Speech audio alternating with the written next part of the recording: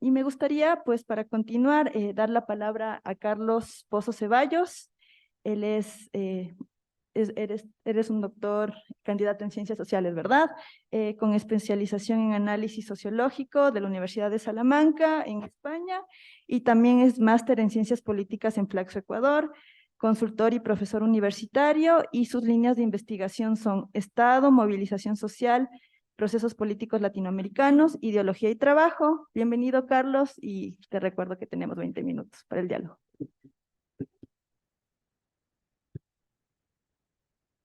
Eh, Hola con todos, un saludo también a mis compañeros de mesa.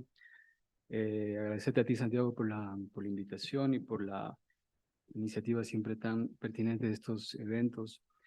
Eh, la exposición de esta tarde brota de una investigación que está en curso, una investigación que la inicié en el periodo de maestría y que al cabo de algunos años la volví a enfocar, pero digamos tomando algunos hilos conceptuales y algunas miradas distintas. La investigación en términos generales busca analizar las interrelaciones del Estado ecuatoriano con la Unión Nacional de Educadores, que hasta hace algunos años fue el sindicato único de los trabajadores de la educación pública y que de hecho fue el gremio más grande y uno de los que tuvo mayor capacidad de veto en la política nacional. Y hago este paralelismo entre gremio y sindicato porque precisamente en el periodo del levantamiento de datos, los propios actores de la cúpula de la dirigencia de la UNE serpenteaban entre las dos palabras, entre gremio y sindicato. De hecho, la UNE está organizada como un sindicato de manera vertical en las prácticas organizativas, en la propia distribución geográfica, así lo era en su momento de mayor esplendor en la década de los 90 sobre todo. Estas interrelaciones, esta investigación las he enfocado en dos ciclos, el uno el que llanamente podemos denominar para efectos explicativos como el periodo neoliberal, y el segundo el que remite al periodo del gobierno de la denominada Revolución Ciudadana. Antes de señalar algunos apuntes de estos dos ciclos, simplemente quisiera hacer alusión de manera muy breve y con el riesgo de las generalizaciones que impone el tiempo, sobre dos transiciones teóricas que de algún modo sostienen algunas de las ideas que voy manejando en esta investigación. La primera transición refiere a la necesidad de pensar el vínculo Estado-UNE y en general el vínculo Estado-movimientos sociales desde una lógica relacional, lo cual nos obliga de algún modo a repensar la idea del Estado como un simple lugar de la disputa de clase o de la captura corporativa y también la idea del Estado como un actor. En definitiva, algunas de estas ideas sobre todo parten de esta idea relacional del Estado que tiene algún tiempo de discusión en las ciencias sociales y que sobre todo tuvo cabida en la sociología norteamericana. Y la segunda transición remite a la necesidad de pensar los actores y movimientos sociales en el marco de la experiencia material de las relaciones sociales. Esta afirmación sobre todo nace en lo que se conoce como el problema de la inversión ideológica, que sobre todo nace en algunas corrientes contemporáneas del marxismo heterodoxo. Más adelante voy a aterrizar con algunas ideas que se enfocan plenamente con el objeto de estudio y que permitirán de alguna manera aterrizar más prácticamente lo que estoy señalando.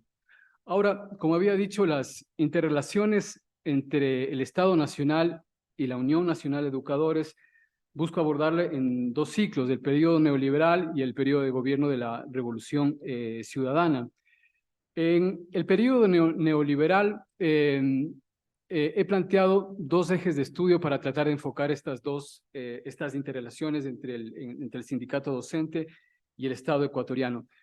El primero, por supuesto, es el de la movilización social. Si hay una lógica, un mecanismo de interrelación entre el Estado y la Unión Nacional de Educadores, se vehiculiza sobre todo en la década de los 90 a partir de la contienda en las calles y a través de la movilización social.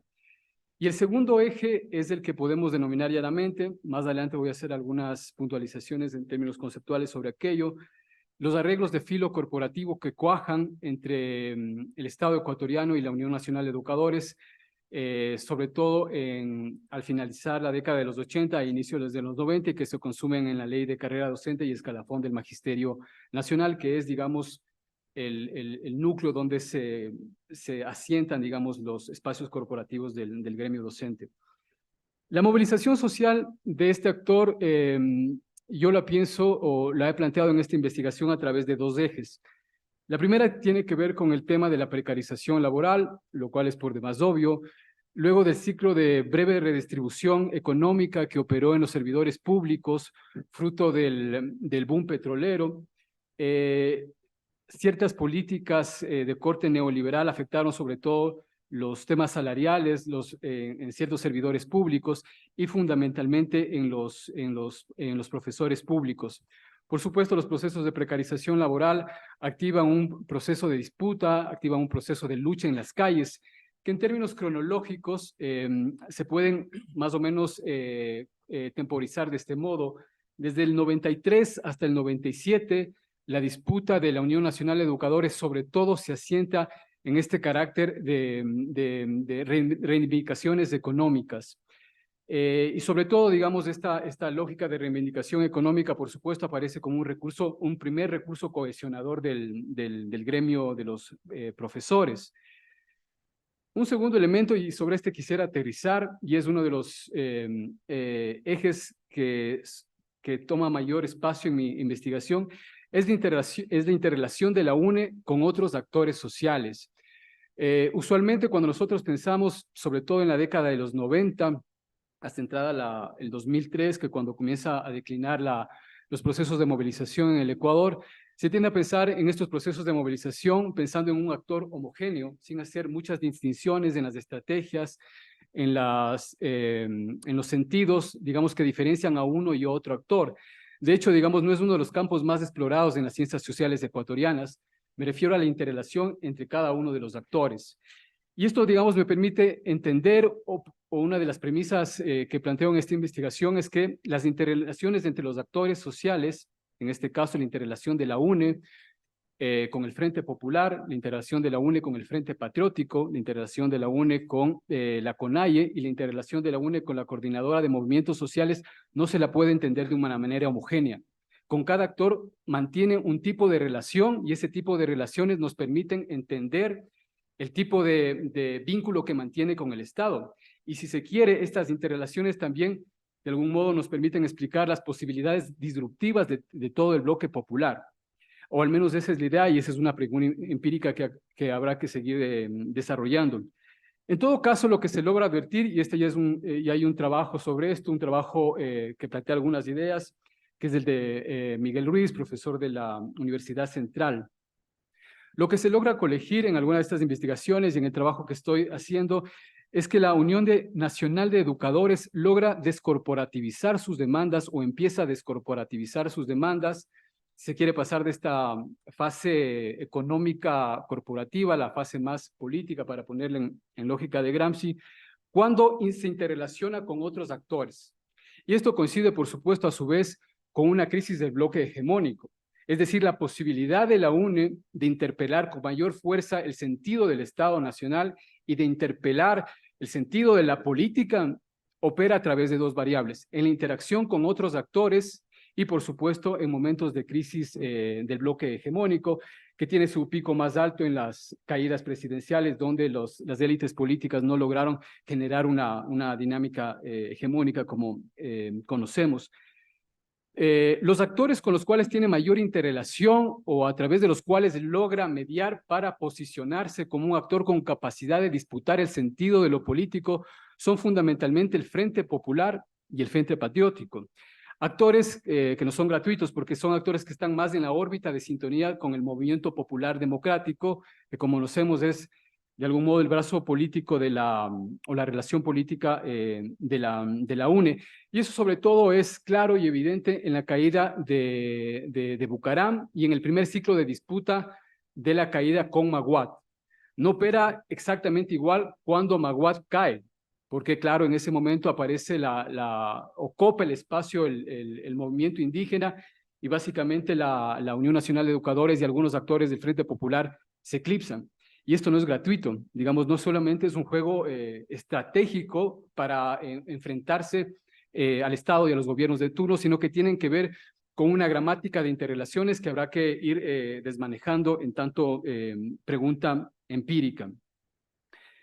Un segundo elemento en el periodo neoliberal refiere, como digo, a los arreglos de filo corporativo.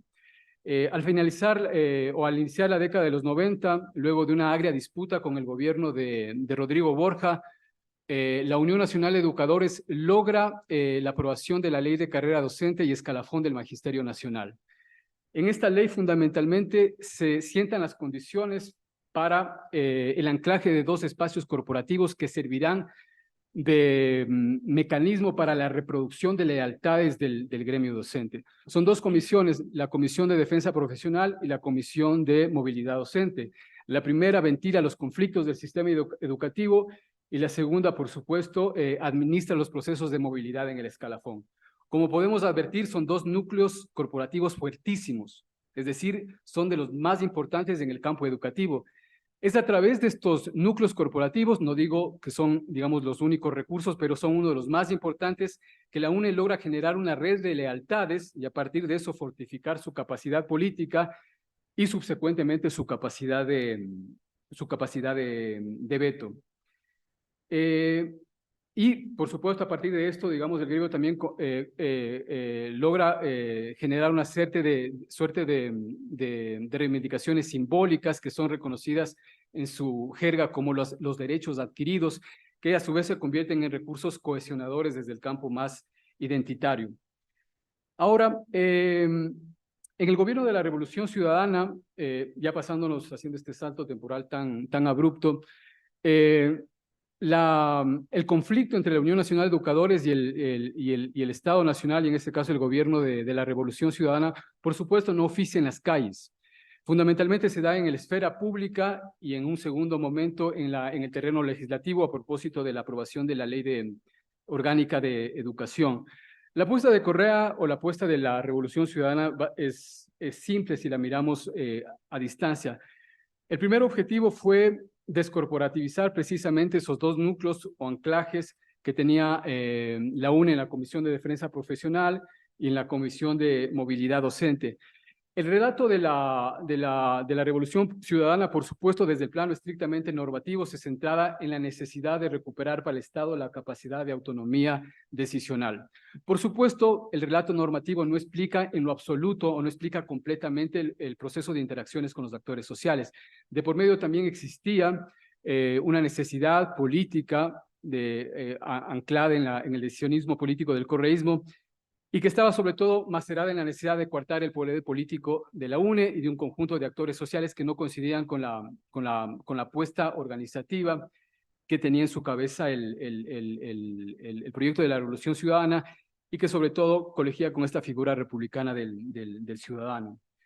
Entonces este fue el primer golpe que tendió, digamos, a destrabar o que potenció la crisis de la Unión Nacional de Educadores. La segunda tuvo que ver, muy al estilo de la Revolución Ciudadana, con una reforma de corte tecnocrático, en términos muy generales.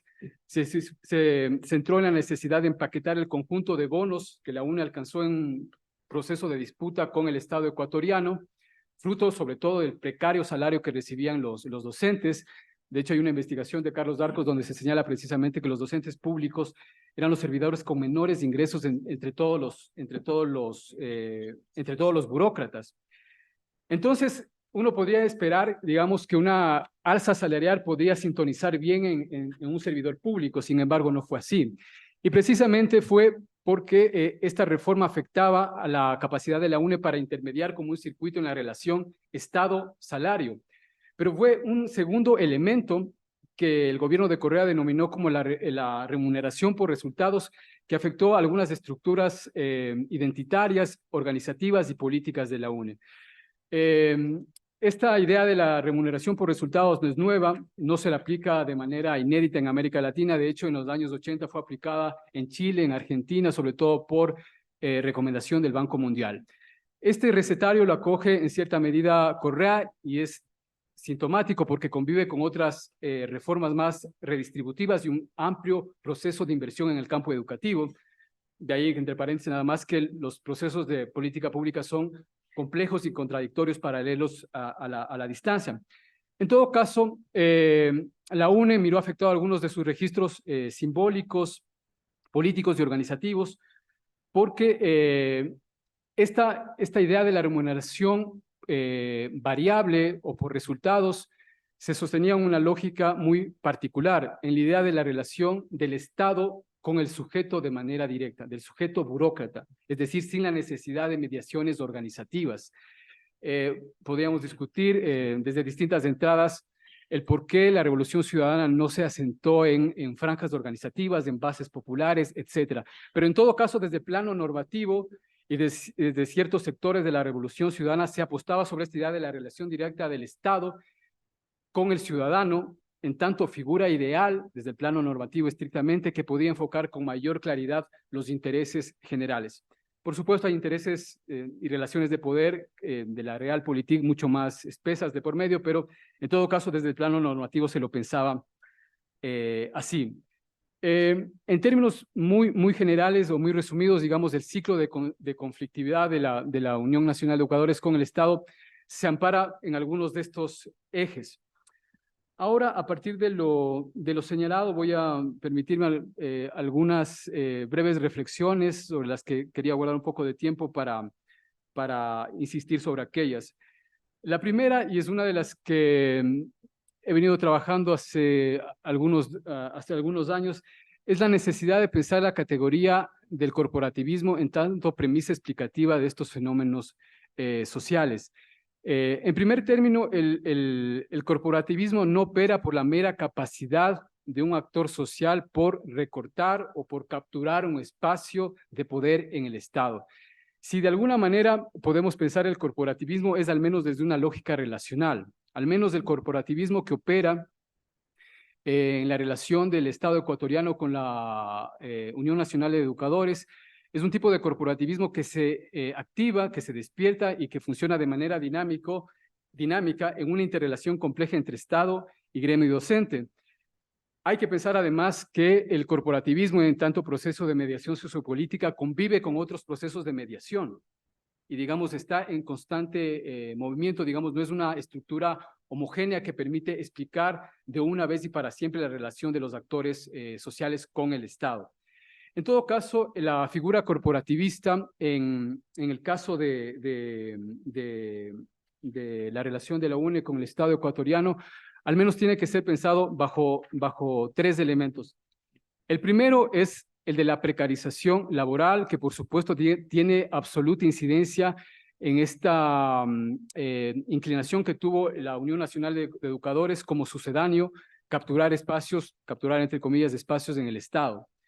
El segundo tiene que ver con la propia contracción del Estado que opera a partir de los 90, y aquí hay un fenómeno particular, no solo es la contracción del Estado, sino la incapacidad del Estado para generar relaciones institucionales fiables y legítimas.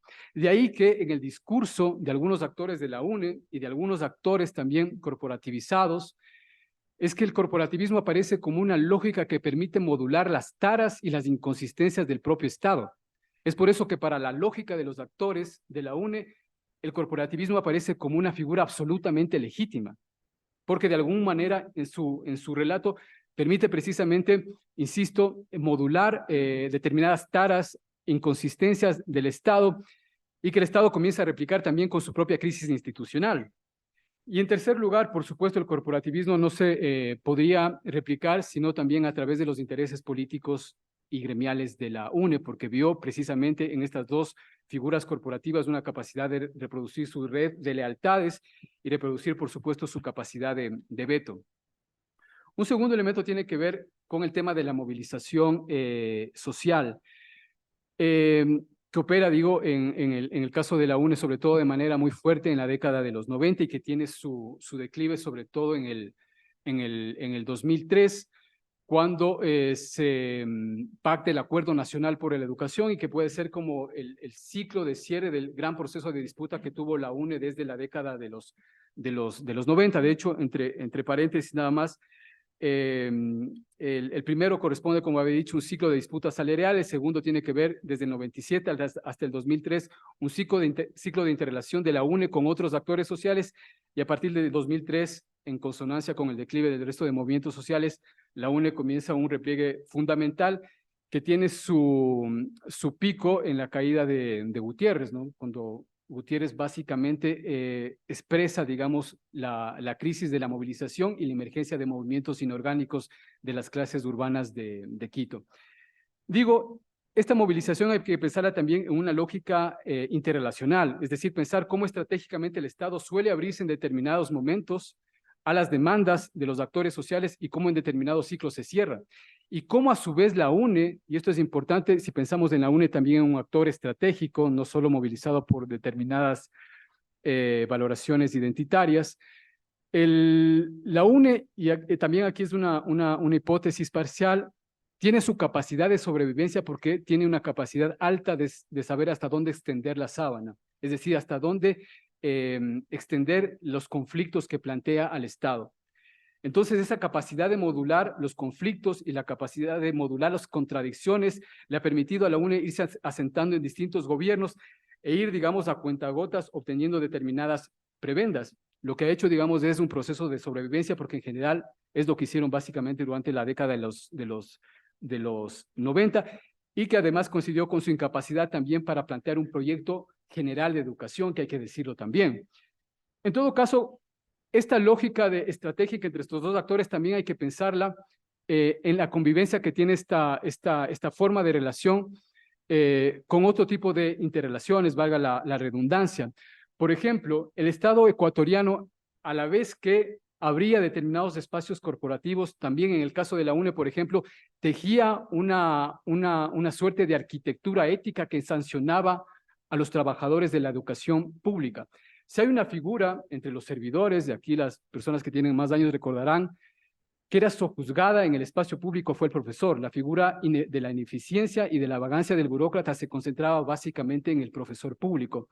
Relato que de algún modo lo retomará Correa para vehiculizar, digamos, algunas reformas, pero lo que trato de llamar la atención es que conviven determinadas estrategias, lógicas y sentidos y relaciones del Estado con una playa de actores, lo que, digamos, de determinada manera denomina como la condición polimórfica del Estado. Finalmente, quisiera aterrizar sobre esta idea de la relación entre prácticas e ideología, y sobre todo lo hago a través de una afirmación básica. Las racionalidades y sentidos de lo político no preexisten al terreno de las prácticas, en tanto conciencias gremiales preestablecidas o conciencias sindicales o lo que fuere, que suele ser, digamos, uno de los errores más recurrentes al pensar o al pensar la relación de los movimientos sociales con el Estado, es decir, asignar preestablecidamente determinadas lógicas ideológicas a uno u otro actor. Es en la materialidad de las relaciones sociales, es decir, en el estadio de las prácticas, donde se constituyen los sentidos y las racionalidades de lo político, no al revés. Digamos, esta discusión tiene larga data en la filosofía política. Yo diría que sobre todo se asienta en este concepto que se le suele asignar a Marx, pero que más bien corresponde al campo teórico de Lucas, que es la idea de la falsa conciencia.